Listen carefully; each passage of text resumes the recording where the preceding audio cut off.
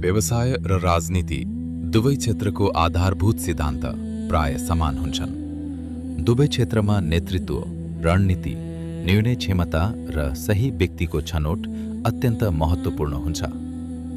जसरी राजनीतिमा देशलाई सही दिशामा अघि बढाउन सक्षम नेतृत्व आवश्यक हुन्छ, त्यसैगरी व्यवसायलाई सफल बनाउन पनि योग्य र जिम्मेवार व्यक्तिहरूलाई सही स्थानमा राख्नुपर्छ।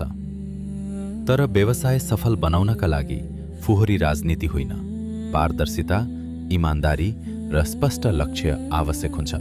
जब सङ्गठनभित्र सही व्यक्ति सही स्थानमा पुग्छन्, तब मात्र कामको प्रभावकारिता बढ्छ, निर्णयहरू बलिया बन्छन् र संस्थाले दीर्घकालीन सफलता प्राप्त गर्न सक्छ। यसैले कुनै पनि व्यवसाय वा संस्थामा कर्मचारी वा सहकर्मी छनौट गर्दा केवल क्षणिक फाइदा भन्दा पनि क्षमता, मूल्य र जिम्मेवारीको आधारमा सोच विचार गरेर निर्णय गर्नु आवश्यक हुन्छ। सही व्यक्तिको सही ठाउँमा नियुक्ति नै सफल व्यवसायको आधार हो।